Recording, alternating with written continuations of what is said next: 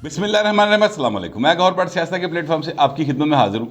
सबसे पहले दरख्वास्त है कि चैनल को सब्सक्राइब कर लें और बेल आइकन जरूर दबा दें ताकि आप तक मेरा व्लॉग बर वक्त पहुँच सके। खबर यह है कि इमरान खान के खिलाफ गद्दारी का मुकदमा दर्ज करने की बाकायदा तौर पर तैयारी की जा रही है और बहुत मुमकिन है कि जब तक आपके पास मेरा व्लॉग पहुँचे तब तक ये मुकदमे के हवाले से फैसला कोई हो चुका हो। इमरान खान जो हैं वो पाकिस्तान को 3 टुकड़ों में तकसीम करने का अपना मनसूबा अपने मुंह से उगल बैठे हैं। उसके बाद हालत ये है कि जनाब वो भाई साहब जेडे ना उन्होंने थां नहीं लभ रही कि कितने जान, क्योंकि उनके जो बहुत करीबी लोग हैं, बहुत करीबी लोग हैं जिनको मैं इमरानडूज कहता हूँ, वो भी फ़िलहाल खामोशी इख्तियार किए हुए हैं। कुछ लोग तो ट्विटर के ऊपर कह रहे जी पूरा क्लिप देखो, 7-8 सेकंड का क्लिप ना देखो, पूरा क्लिप देख लो पाए 1 मिनट 49 सेकंड का क्लिप है जेड़ा ला रहे ने, वो आप पूरे का पूरा देख लें। उसमें जो टोटल बात है वो उसका लुबे लुबाब मैं आपके सामने रख देता हूँ। बोल्ड टीवी के ऊपर अरशद शरीफ कहते हो समी इब्राहिम साहब को उन्होंने वो इंटरव्यू दिया था। मेरे मुँह साहबा निकलने लगा सी, पता नहीं वाल लम्बे ने शायद समी साहब दे इस करके, मेरे ना वैसे उन्होंने बड़े अच्छे ताल्लुकात ने, एवं ही मुँह चो निकल गया। ठीक है, अच्छा मैं कहना ये चाहता हूँ कि समी साहब को इंटरव्यू देते हुए उन्होंने ये फरमाया, इमरान खान साहब ने, वैसे फरमाया तो नहीं कहना चाहिए, जो जी उन्होंने गल की थी उस तो बाद कहना चाहिए था कि उन्होंने ये बकवास की। मुझे एक्चुअली फिर मैं अपनी तस्दीक कर रहा हूँ क्योंकि मैं जितनी भी कोशिश कर लूँ मेरे अंदर का पाकिस्तानी जो है वो उबल उबल के भाइन बाहर आ रहा है कल का। लेकिन मैं आपसे अर्ज़ करूँ कि वो साहब जो हैं उन्होंने जो टोटल बात की, उन्होंने कहा जी फ़ौज को दुरुस्त फैसले करने होंगे, अगर दुरुस्त फैसले नहीं करेंगे तो फिर क्या होगा जनाब, फिर मुल्क होगा दिवालिया। जब दिवालिया होगा तो सबसे पहले असर पड़ेगा फ़ौज के ऊपर, फ़ौज हो जाएगी तबाह। जब फ़ौज तबाह हो जाएगी तो वो डी न्यूट्रलाइज करेंगे, यानी वो आपको डी न्यूक्लियराइज करेंगे, यानी आपका जो है ना अपना न्यूक्लियर प्रोग्राम वो ख़त्म हो जाएगा। जब ये ख़त्म हो जाएगा तो इस मुल्क के 3 टुकड़े हो जाएंगे। ये बात कहने से पहले उन्होंने कहा कि मैं लिख के देता हूँ, आप मुझसे लिखवा लें, पाकिस्तान 3 हिस्सों में तकसीम हो जाएगा। अच्छा, अब ये इमरान खान साहब की ही सिर्फ बात को जो उनके इमरानडूज जो हैं वो इस पूरे पौने 2 मिनट के क्लिप नू जवाज़ बना रहे हैं कि पूरी गल सुनो, पूरी गल सुनो, तो पूरी गल सुन लो बाबू जी।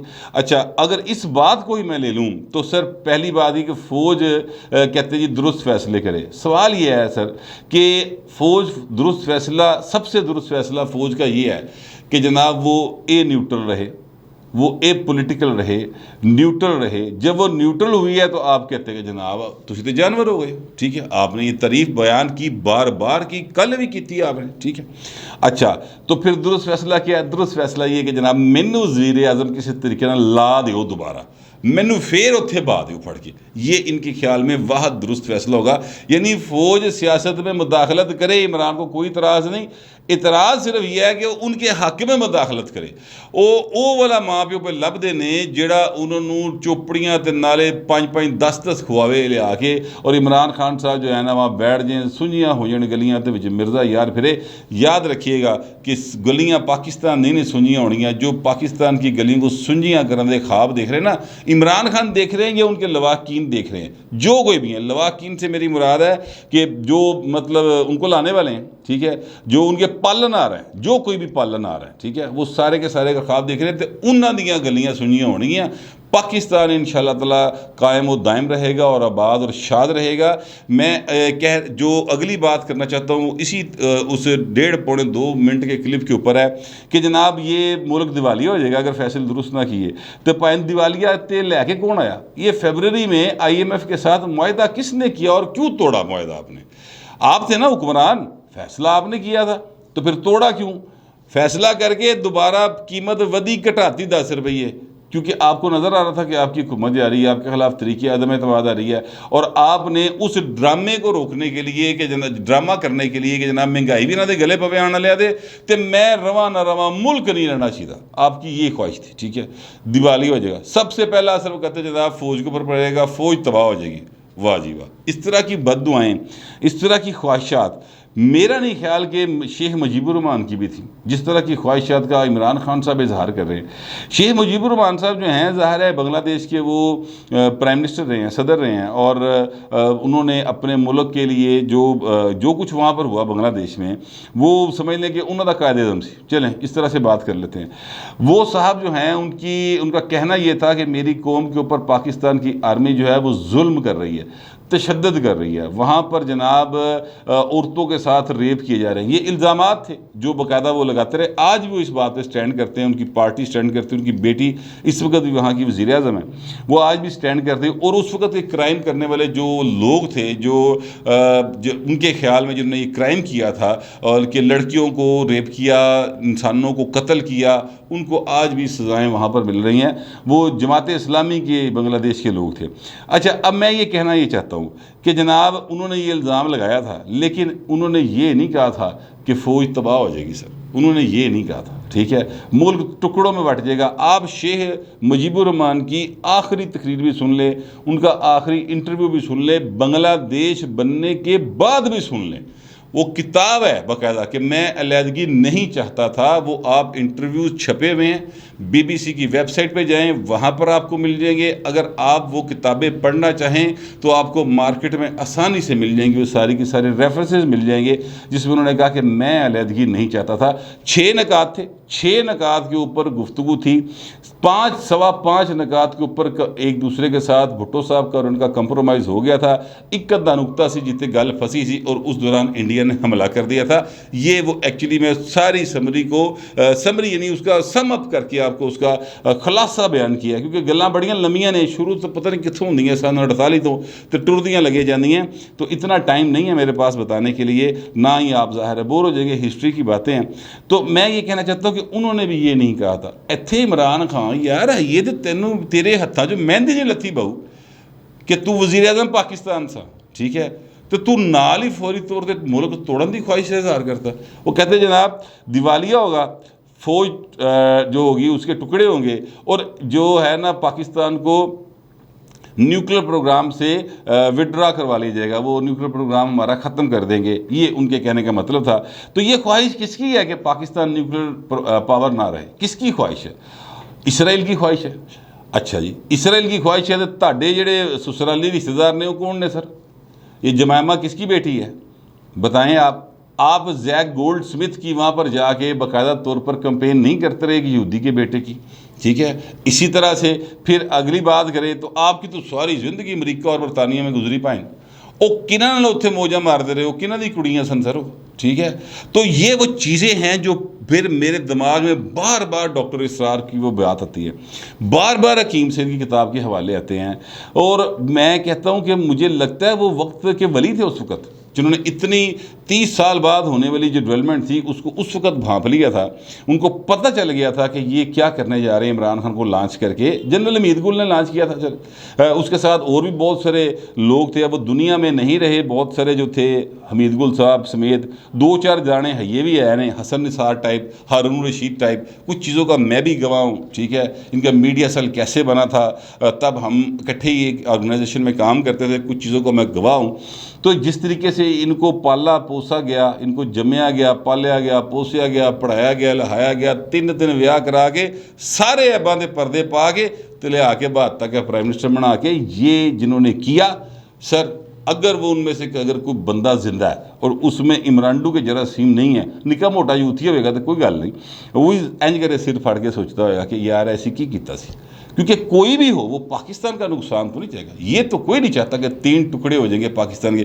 फिर कहते हैं कि मैं लिख के देने को तैयार हूँ, पाकिस्तान के 3 हिस्से हो जाएंगे और इससे बचने का सिर्फ एक ही वो जो है ना कुलिया, एक ही वो नुस्खा, एक कीमिया बता रहे हैं, और वो ये है कि जनाब मैनू वज़ीर आज़म ला दो दोबारा, किसी तरीके ना भी ला दो, भावें ऐसे असैंबली च बना दो तो भावें नवें इंतखाब करा के बना दो, मैनू बना दो, फिर नहीं होएगा, वरना फिर जो है ना वो ये है कि जनाब पाकिस्तान 3 टुकड़े हो जाएगा। ये एक्चुअली अपना वो प्लान बता रहे हैं। मैं आपसे अर्ज़ करूं उनकी माजी की तकारीर सुन लें, उनकी माजी की प्रेस कॉन्फ्रेंस सुन लें, वो जो उन्होंने करना होता है उसका इल्ज़ाम पहले वो दूसरे पे लगाते हैं, ठीक है, उसके बाद एग्जैक्ट वही हरकत करते हैं। वो कहते हैं मैं क्या सी ना कि इन्होंने ये करनगे तो यह देख लो यह हो गया, आप पिछे रहंदे, अगे कोई गोगी कर छड़ते हैं, कोई गोगा कर छड़ते हैं, कोई उस्मान बुज़ार कर छड़ते हैं, ठीक है। आप वो पीछे रह जाते, पीछे छुप जाते हैं उसके। ये उनकी पुरानी आदत है, अब भी वो यही करने जा रहे हैं, यही उनकी ख्वाहिश है। इसलिए मैं आपसे अर्ज़ करूँ कि इमरान खान अब पाकिस्तान के लिए वाकई एक ख़तरा बन गए हैं। इसकी तरफ ज़रूर तवज्जो देनी चाहिए। 25 मई को वो अपने 2 चीफ़ मिनिस्टर्स के साथ, 2 चीफ़ मिनिस्टर्स, एक आए जनाब गिलगित बल्तिस्तान से, दूसरा है KPK से, दोनों के साथ मिलकर वफाक के ऊपर हमलावर हुए। अच्छा, उस वक्त तक लोग ये समझते रहे कि यार ये बंदा जो है ये मतलब ज़ाहिर है उसकी पार्टी के CM हैं, तो वो आ रहे हैं अपनी पार्टी में, पॉलिटिकल एक एक्टिविटी है उसके लिए आ रहे हैं, तो कोई ऐसी गल नहीं। लेकिन फिर महमूद खान साहब जो हैं उन्होंने बाकायदा तौर पर जो है वो उन्होंने ढिड चो गल बाहर आ गई। उन्होंने कहा जनाब नेक्स्ट टाइम हमें रोका गया, मैं पूरी फोर्स लेके जाऊंगा और KPK की जो फोर्स है, पुलिस फोर्स है, उसके ज़रिए मैं जाके वहाँ पर हमला करूँगा। ये उन्होंने तकरीर में कहा सर, मैं पल्ले नहीं कह रहा। अब ये इसका मतलब क्या है? अब उसके बाद इमरान खान साहब इंटरव्यू दे रहे हैं सर, वो कह रहे 3 टुकड़े हो जाएंगे। गिलगित बल्तिस्तान का वज़ीर आला बोलता है, वो कहता है जनाब आइंदा से ऐसे कि रोका गया तो मैं पूरी फोर्स के साथ आऊँगा। KPK का वज़ीर आला बोलता है, वो कहता है पूरी फोर्स के साथ आऊँगा। तो इमरान खान कह रहे हैं 3 टुकड़े हो जाएंगे। गल केड़े पासे जा रही है? थोड़ा सा गौर करें चीज़ों को, किस अंदाज से आपको घेरा जा रहा है, इस मुल्क को घेरा जा रहा है। और जो लोग, उससे पहले क्या हुआ, सच उससे पहले ये हुआ, वो कौन था कि एक मुहिम चलेगी सर एक TV चैनल के ऊपर। और TV चैनल में बड़ी तकलीफ है, इसलिए कि उनको FBR की तरफ से नोटिस आए हैं कि जनाब 16, 17, 18, 19, 20, 21 आपने इतने अरब हार रुपये कमाए और इतना टैक्स दिया, आपके असल टैक्स ये हैं। FBR ने नोटिस दिए हुए। असल तकलीफ जो है ना वो सोने के स्मगलरों को, वो ये है सर, ठीक है, कि ऐसा तो टैक्स मांग रही है हुकूमत, इसके अलावा उन्हें तकलीफ कोई नहीं। उनके टैक्स के नोटिस वापस हो जाएंगे सवेरे और शहबाज शरीफ ने नौकरी काट देंगे। उन्होंने बाकायदा एक मुहिम चलाई जनाब, वो कौन था के नाम से, और उसमें जनरल बाजवा साहब को जिस तरीके से उन्होंने मिलाइन किया। मैं ये नहीं कह रहा कि जनरल बाजवा को आसमान से उतरे होंगे, बड़े नेक और बड़े साले किस्म के आदमी होंगे, मुझे नहीं पता, ज़ाती हैसियत में वो बहुत अच्छे हो सकते हैं। मैं तो उनके उस किरदार की बात कर रहा हूँ और मैं उस किरदार की तारीफ़ करता हूँ जो उन्होंने फ़ौज का रखा है कि हमने सियासत में इन्वॉल्व नहीं होना। मैं उस किरदार की तारीफ़ करता हूँ। फ़ौज सियासत में इन्वॉल्व होगी सर, वो चाहे इमरान खान के हक़ में हो, चाहे वो नवाज शरीफ के हक़ में हो, चाहे वो जरदारी के हक़ में हो, सर मैं उनका साथ नहीं दे सकूँगा। मैं कहता हूँ कि फ़ौज का सियासत में कोई अमल दखल नहीं होना चाहिए। जो रिटायर हैं वो भी भाएं घर बैठन, मेहरबानी करें, क्योंकि वो अपने ओहदे का, जो उनका ओहदा रहा होता है उसका वो लगा के ना सबका इलाका, यानी major general retired, brigadier retired, colonel retired लगा के, तो वो अपना एक रोब अपने उस ओहदे का नाजायज़ फ़ायदा उठाने की कोशिश करते हैं। ये जो ओहदे हैं ये आपको आपकी कैपेबिलिटी जो आपकी फ़ौज में थी उस हवाले से मिले हैं। आपने कोई डिग्री नहीं हासिल की सर, आपको डॉक्टर या इंजीनियर नहीं बने थे हजूर, आपको वकील नहीं बने थे, ठीक है। तो इसलिए ज़रा मेहरबानी करें, रियासत के आप तनख्वाहदार हैं, रिटायर होने के बाद भी हजूर जो कुछ आपके पास है वो इस पाकिस्तान का दिया हुआ है और हमारी तनख्वाहों से आपकी बकाया तौर पर पेंशन जाती है। लिहाजा अपने आप को थोड़ा सा एपॉलिटिकली रखें। मेरा ख्याल है चाहे वो नवाज शरीफ के हक़ में हो, चाहे वो पीपल्स पार्टी के हक़ में हो, चाहे वो नून तहरीक इंसाफ के हक़ में हो, मैं नहीं समझता कि किसी फ़ौजी को पाकिस्तान की सियासत में चाहे रिटायर हो जाए सियासत में इन्वॉल्व होना चाहिए। मैं इस किस्म की हर किस जो है ना सियासत या जज को रिटायर होने के बाद भी सियासत में इन्वॉल्व नहीं होना चाहिए। ये मेरा अपना ख्याल है। हो सकता है कि आपको मेरे ख्याल से इत्तेफाक ना हो, क्योंकि आइन तो बहरहाल 2 साल बाद इजाज़त दे देता है ना कि कोई सरकारी मुलाजम आके सियासत में इन्वॉल्व हो सकता है, मगर मैं नहीं समझता, क्योंकि पाकिस्तान का एक ख़ास तनाज़र है, सियासी पस मंज़र है इन दोनों अदारों का, और वो अदारों का जो सियासी पस मंज़र है होना नहीं चाहिए था, लेकिन वो है और वो बड़ा ड्यूबियस है सर। इसलिए इस वाले से मैं बात करता हूँ। तो मैं जनरल जो कमर जवेद बाजवा साहब हैं उनके एपॉलिटिकल हो जाने के फैसले की मुकम्मल तईद और हमायत करता हूँ। उनको आइन के मुताबिक ही रहना चाहिए। इमरान खान ये चाहते हैं कि ये एपॉलिटिकल ना रहें, तभी बार बार कहते हैं कि जनाब न्यूट्रल तो जानवर होता है, अल्लाह ने हमें ये चॉइस ही नहीं दी, ये बात तभी करते हैं। तो वो कहते हैं कि जनाब ये आप इधर ना रहें, इन्वॉल्व हों पर मेरे हक़ में हों। और मैनू माजी का बचपन वाला जड़ा ना सच्चियाँ मुहब्बत टिच बटन वाली जोड़ी वाला प्यार देता जाए, ये एक्चुअली इमरान खान साहब मांग रहे हैं। मुझे नहीं लगता कि उनको ये मिलेगा। मैं आपसे अर्ज़ करूँ कि मरीम नवाज साहबा ने भी आज प्रेस कॉन्फ्रेंस जो की है, मीडिया टॉक की है, उन्होंने भी यही सवाल उठाए हैं कि ये बताएं कि ये नज़रिया 3 टुकड़ों वाला किसने दिया है, जैक गोल्डस्मिथ ने दिया या इसराइल ने दिया? ये वो उन्होंने सवाल किया है। मैं आपसे अर्ज़ करूँ कि इस मुल्क के ऊपर एक पॉलिटिकल ख़ानदान की चार शहादतें हैं सर, सीधी सीधी, जो उन्होंने इस मुल्क के आइन की खातर, अवाम की खातर दी हुई हैं। जुल्फ़िकार अली भुट्टो, उनकी बेटी बेनज़ीर भुट्टो, उनका बेटा शाहनवाज भुट्टो, उनका बेटा जो है अपना मुर्तज़ा भुट्टो। ये 4 शहादतें हैं सर, 4 कत्ल हैं।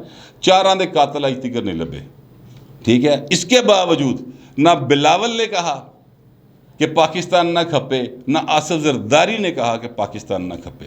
जब भुट्टो साहब की शहादत हुई, नुसरत बीबी जो उस वक़्त हयात थी, चेयरपर्सन थी पीपल्स पार्टी की, उन्होंने नहीं कहा पाकिस्तान ना खपे। सरासन ज़्यादती हुई भुट्टो साहब के साथ। उनको कानून और आइन को रोंद कर उनको फांसी लटकाया जनरल ज़िया ने। उन्होंने नहीं कहा कि जनाब पाकिस्तान ना खपे। फिर शाहनवाज की शहादत हुई पेरिस में, बेनज़ीर ने नहीं कहा, न नुसरत ने कहा कि जनाब ये पाकिस्तान ना खपे। पाकिस्तान मुर्दाबाद का नारा किसी ने नहीं लगाया। फिर मुर्तज़ा भुट्टो की शहादत हुई जब बेनज़ीर भुट्टो वज़ीर आज़म पाकिस्तान थी। बेनज़ीर ने नहीं कहा कि जनाब पाकिस्तान ना खपे, ठीक है। बेनज़ीर की शहादत हुई, आसिफ जरदारी या बिलावल ने आज तक ये बात नहीं की। हालांकि चारों को इंसाफ नहीं मिला।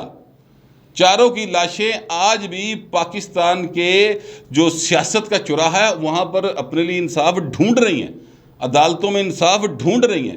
उनमें से किसी ने नहीं कहा और बहु तेन तो किसी ने ये कंडा नहीं चबोया तू पाकिस्तान तोड़न टुर पे किए।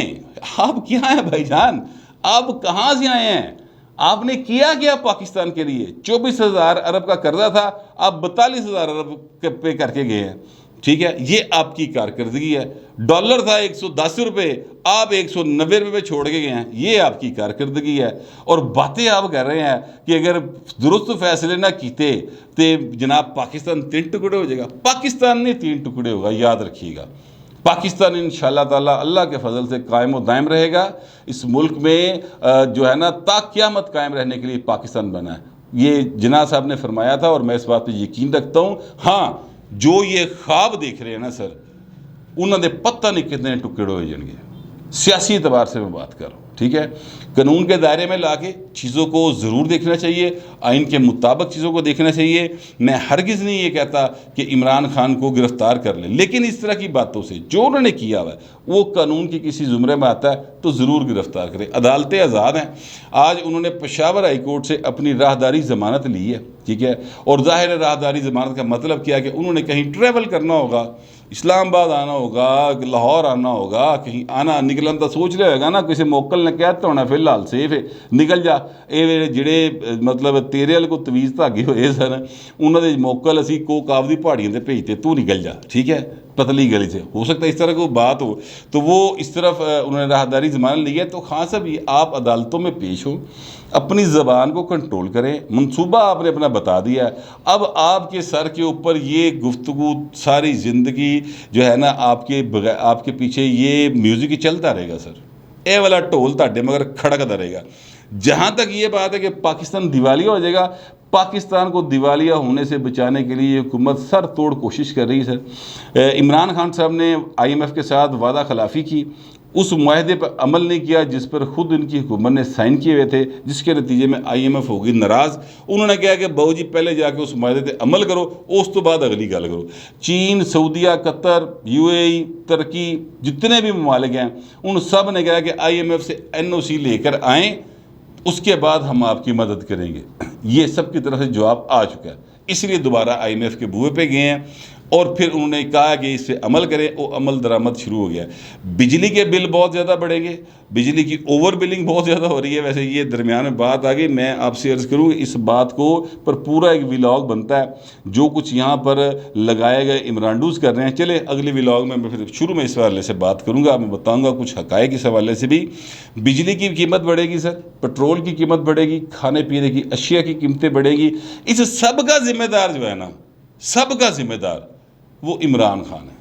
क्योंकि उसने वादा खिलाफ़ी की हुई है। दुनिया में वादा खिलाफ़ी करने वाले पर कोई एतबार नहीं करता, और इमरान खान ने ज़ाती हैसियत में बहुत सारे लोगों से वादा खिलाफ़ी की होगी, लेकिन उस वक्त वो प्राइम मिनिस्टर ऑफ पाकिस्तान थे और उन्होंने उस पर वादा खिलाफ़ी की है, तो सज़ा पूरा पाकिस्तान भुगत रहा है। बहरहाल पाकिस्तान कायम रहेगा सर। इमरान खान जैसे कई आए तो कई गए, और आगे भी आएंगे तो फिर एंजी जाएंगे, लेकिन पाकिस्तान इंशाल्लाह ज़रूर कायम रहेगा। ये मैं इस पर मेरा यकीन है। आप लोगों का पता नहीं क्या यकीन है। जो भी होगा लिख ज़रूर दीजिएगा, मगर ज़रा तहज़ीब के साथ। फिलहाल इतना ही, मिलते हैं अगले व्लॉग में।